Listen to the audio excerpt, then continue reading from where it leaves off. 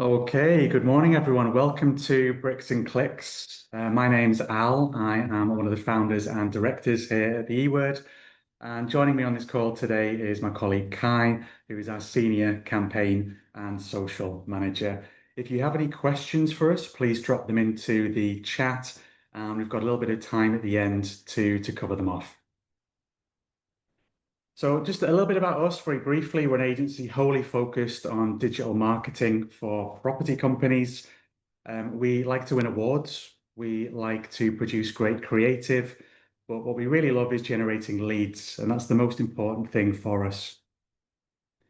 We're also obsessed with audiences, and what we mean by that is when we're working on behalf of clients, we want to understand who are the potential buyers. If we can build out those personas and understand who they are, we can then target them with messaging that resonates with their pain points. And ultimately, we're positioning our clients as solving the challenges that those individuals have. So I want to talk about the digital marketing landscape for property. And this landscape mirrors the landscape of property as a whole. It's been a really challenging couple of years. There's some factors and reasons behind that on the screen. These will not be alien to you. So as marketeers, it's been difficult. But during these difficult times, I think there are lots of positives to come out of it. When we talk to the C-suites and stakeholders and budget holders, what we found is that they are far more open than ever to new approaches, new channels, new ways of marketing, new creative types. And I think that stems from their understanding. And I think most property companies know this now, that what worked 5 years ago no longer is enough.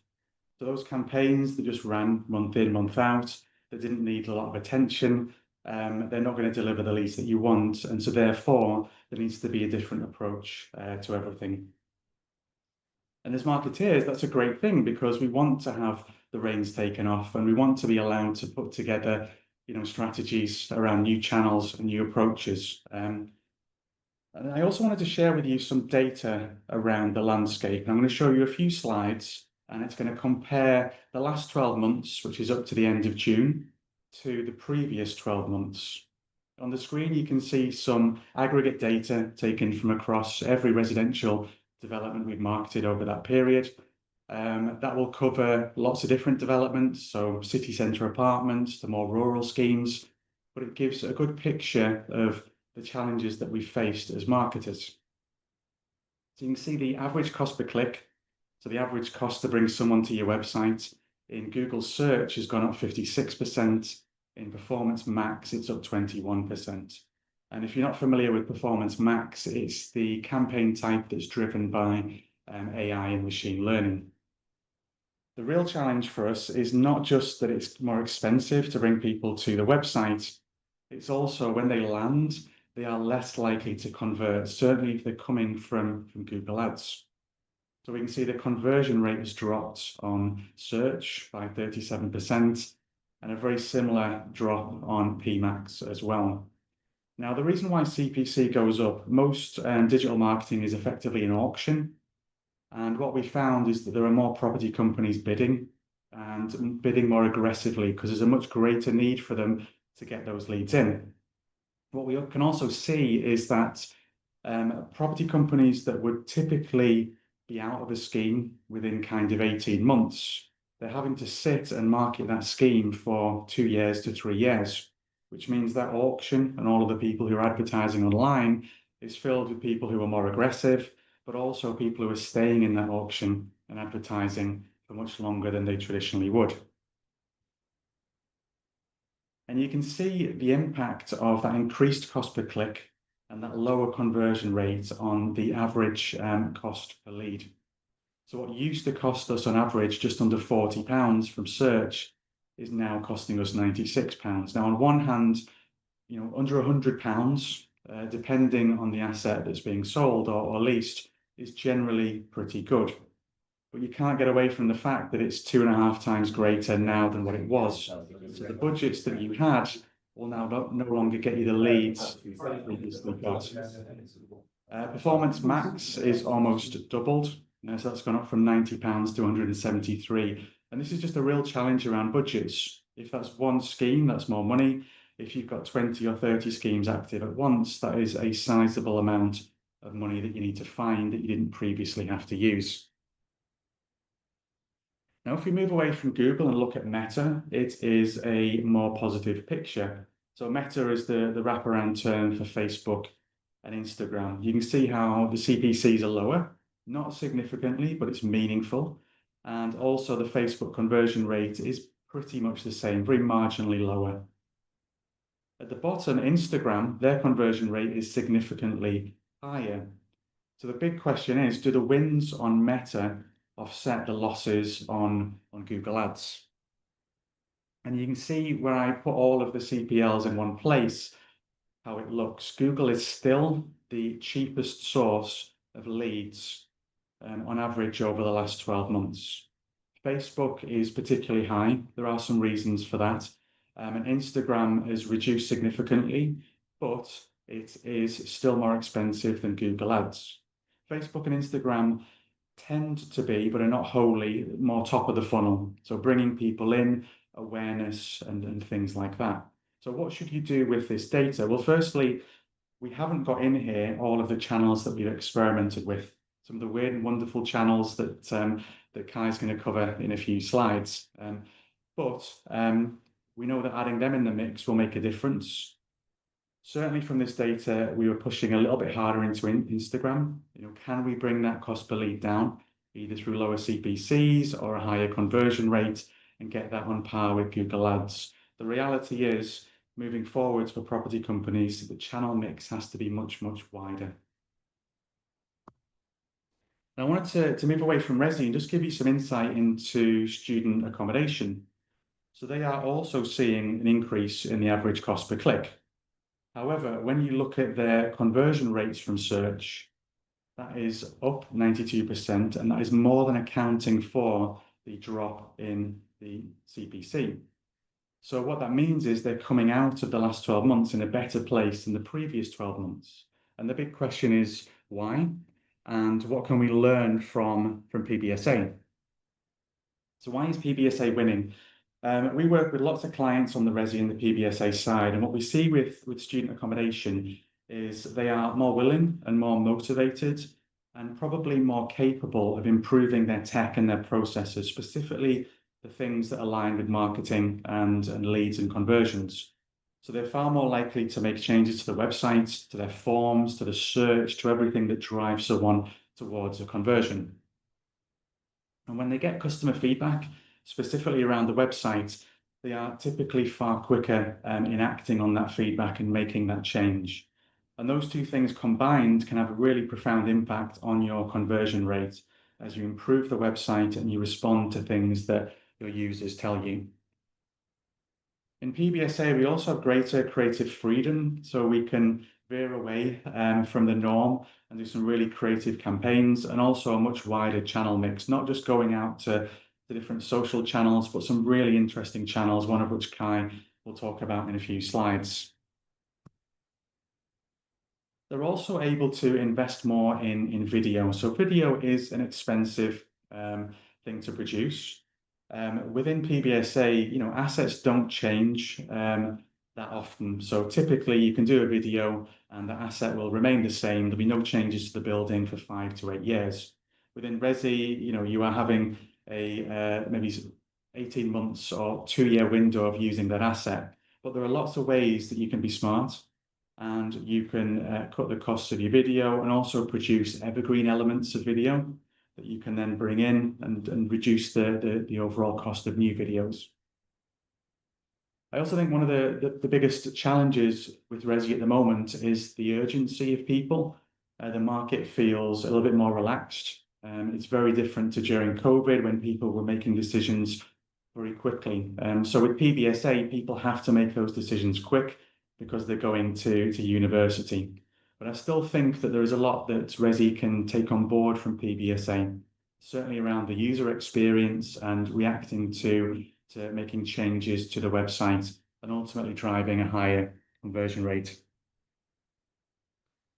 So I mentioned briefly the funnel before, and on the right-hand side, you can see an example marketing funnel. Sometimes these are 3 steps, sometimes 5 steps, but it's the path that people take from knowing about your business all the way through to becoming something of value. If I put a more resi spin on it, this is how the funnel looks. So people start out in the stage of, should we, could we move? They then move into the research phase that everyone loves, where could we live?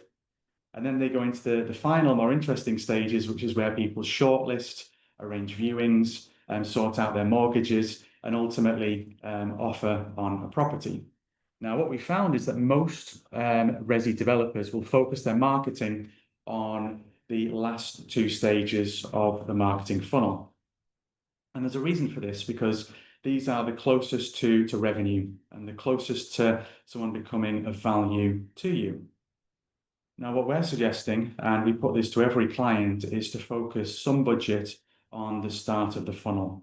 And the reason is that if you can support people and become known to people much earlier in the buying cycle, then they will subconsciously or consciously consider you at a higher point on their shortlist.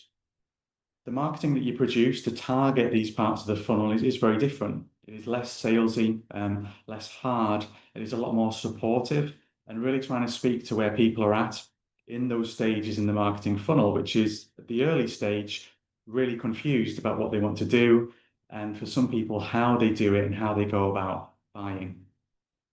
So if you want to move to that full funnel approach, this is more than just a messaging and a channel shift. Firstly, I'd suggest you get stakeholder buy-in. Certainly at the moment, most stakeholders are eager to hear about new strategies and new approaches, and you want to bring those people with you on that journey. You also want to carve out budget specifically for this approach, so don't cannibalize your current latter stage budget, but put together a small but meaningful budget you can use just to test out targeting the top of the funnel.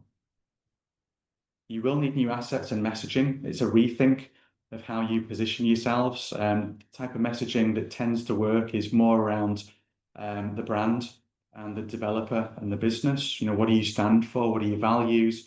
And also the scheme itself, the area, what's around it, and really building out a picture without being too much of a hard sell.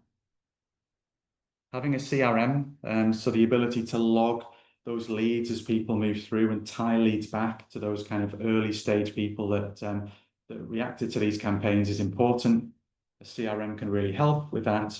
And also, you will get some people at the start of the funnel who become known to you. So they will sign up and download brochures or assets around the business. And if you can have marketing automation, that really helps keep those leads warm and make sure you are talking to those individuals when it's not really a sales conversation yet. And finally, thinking in a creative way, that messaging has to be different. I think targeting the top of the funnel is a great experience for marketers because you can kind of push the boundaries and really kind of rethink, what do you say to people? What are they feeling? What do you want to do in order to convince them that you are a great business to potentially consider?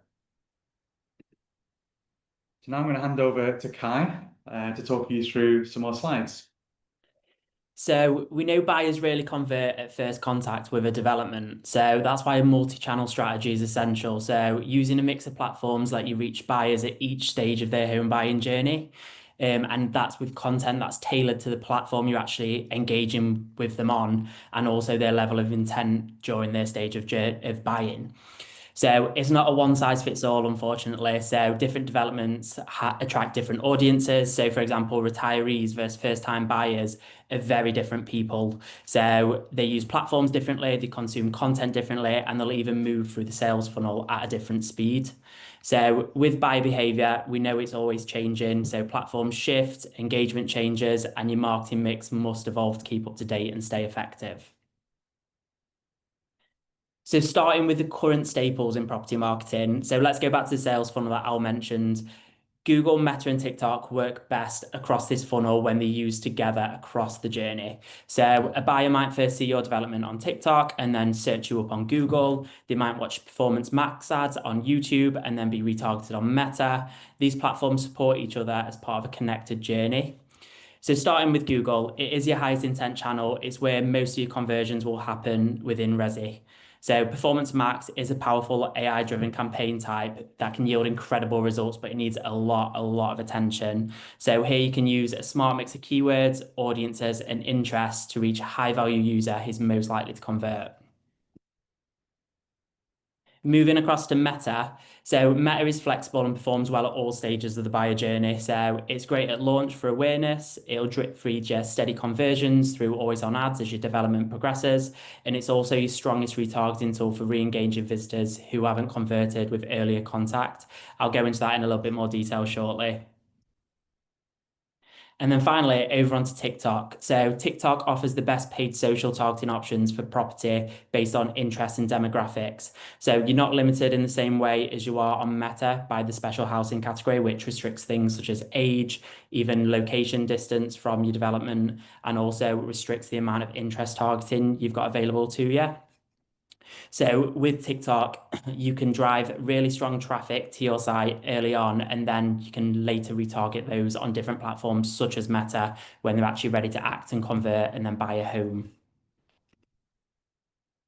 So just briefly talked on the staples that are currently in property marketing. So moving on to testing. So it's important to start by saying not every platform works for property and not every development suits every channel. So for example, Pinterest looks great, but has poor targeting options. So it usually brings really low quality traffic to your website. That being said, some lesser used platforms can perform really well with the right audience. So Bing's a great example. So its users skew a little bit older. So if you're targeting downsizers or retirees, it can be a strong bottom of the funnel channel with high intent and efficient conversions. Moving on to Spotify, it's actually just opened up self-serve podcast ads. So currently it's the only way you can reach premium users on the platform. So premium users have a little bit of a higher spending power, which obviously typically aligns with someone who's looking to buy a home. So it works really well for awareness at launch of a development, which then feeds into your retargeting later on. And finally, Tinder might sound a little bit unexpected, but it's ideal for campaigns and schemes that target single buyers. So if you're offering something like shared ownership, which makes home ownership attainable for someone on a single income, a smart creative concept around something timely like Valentine's Day can deliver standout results from a completely untapped audience pool where your competitors aren't currently. I did briefly mention downsizers there and Bing, so I'll just elaborate on this a little bit more as well. So targeting niche audiences like downsizers works best when the journey is specific and seamless. So you want to start by using really highly relevant keywords like downsizing in the city where your development is located. So downsizing in Liverpool, downsizing in Manchester. You pair those keywords with matching ad copy and then drive them to a dedicated landing page to create a seamless user journey. This alignment will boost click-through rate and conversion rates and also improve your impression share on those keywords you're bidding on. So for example, in one Bing campaign we're currently running focused on downsizers, the conversion rate hits nearly 5% compared to 2% on a generalized Google search campaign for the same development. The cost per lead here is also £12 cheaper. So the takeaway is simple. A tailored journey leads to better quality leads at a lower cost, but it's worth remembering that niche targeting should support a wider strategy, not replace it completely. If you are interested in targeting downsizers for your development, we are actually launching a full dedicated research piece at the start of September, so stay tuned for that. So moving on a little bit from your channels to actually the content you're producing. So you've got your channels in place now, and it's time to invest in some strong content. So it's important to start by saying you're not just selling a home, you're selling the lifestyle around it. So it includes location, the budding community, and the long-term value of home ownership. So specifications and incentives are important later in the journey, but early on, lifestyle content is what captures attention. So you want to build emotional connection and keep your development top of mind for these future home buyers. So once you have this content, you can also make it work harder for you. So you can have one long form video You can use that on YouTube organically. You can use it in your Performance Max campaigns. You can cut shorter edits for TikTok. You can turn quotes into series on Instagram and Facebook organically. And then you can also use these quotes paid on Meta as well. And then finally, once you've got your content all in place, you're reaching your great prospecting audience. It's worth thinking about retargeting. So we know a new home is a major decision. It's not an impulse buy. So that's why retargeting is an essential part of your strategy. So it helps you re-engage people who've already shown interest but are not ready to take action as of yet. So early funnel campaigns bring in quality visitors to your site. Retargeting lets you follow up with messaging tailored to where they are in their journey. So Meta is currently your most effective platform for this right now. So in one campaign since the start of the year, we've actually received 82% of leads from retargeting compared to prospecting on one apartment building block. And that's from retargeting people who have visited the website in the last 180 days. So this stage of their journey is ideal for spec-led or incentive messaging. So they've already seen your lifestyle content, they've explored the development a little bit. So now it's about giving them a reason to take the next step and actually convert. You can also make the content work harder for you here as well. So for example, if you have a testimonial video that has been shot for awareness, you can use this in your prospecting campaigns where it discusses the community, the area, the actual building itself, but then you can cut a retargeting version that focuses on trust, credibility, and why they should actually buy from you as a developer. And then back over to you, Al. So the last section from us is data and reporting, and I've said this is the most exciting part of the presentation. Whenever I talk about analytics and data with stakeholders or the C-suite and our clients, I always say it's the most exciting part. And the reality is, while some people might find the creative elements most exciting or assets that are tangible, data does a lot of really important things for us. It tells us things we don't know. It tells us about issues or problems or areas we can focus on. It also tells us what's working brilliantly and where we should actually focus more of our time. And ultimately, data is about driving positive change, informing and validating our decisions. And if you are running any kind of testing process, you need that data to tell you what's working and what isn't. And if you're not running a testing process and just trying out different variants and alternatives, I would highly recommend it. You can see in the early slides how that conversion rate really drives the average cost per lead up or down, and testing is a great way to kind of influence that. So specifically, I wanted to talk about end-to-end tracking, and this is a real challenge in the property sector. So if you think about e-commerce, tracking a user all the way from an ad to when they buy, that's often very quick. We're talking minutes, hours, days before that transaction finalizes. Within property, you could be talking months, or in some, edge cases, years from the very first advert click to when revenue lands. And that's one of the reasons why it is difficult. Another reason is you lose the ability to track people at different stages. So on the screen, we've got a real simple view of how people move from the marketing stage, seeing an ad, to becoming something of value. So they get to the website, they then at some point after that, after one or more visits, become a lead or a phone call, or they walk into a marketing suite. And then they end up within your sales management or CRM, and then they become a sale.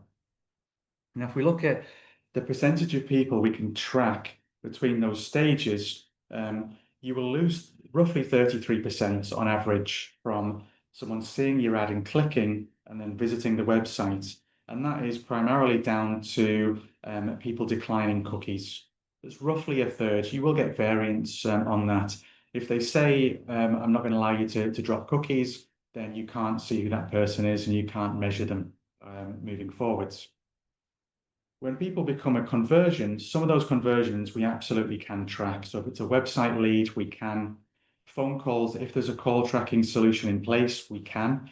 And we've deployed some really great call tracking solutions for our clients that not just tell us when someone calls, but also annotate the calls, automatically tell us the topics that people talk about. So if you don't have that in place, you will lose the ability to track calls, and walk-ins are incredibly hard to track in terms of what was the marketing source for that. And then once you've got those leads, Typically, there will be a manual process at some point where someone has to enter it into a CRM, and we usually see about 1 in 4 leads, not necessarily going missing, but just not having that attribution link back to the marketing. So you're down to about a third of your leads are trackable back to the beginning. There's lots of ways you can influence this and change this and improve it.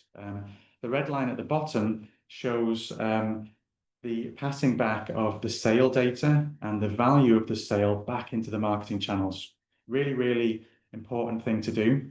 It's great we can track which ads delivered leads, but we really want to track which ads delivered sales and what was the value of those sales.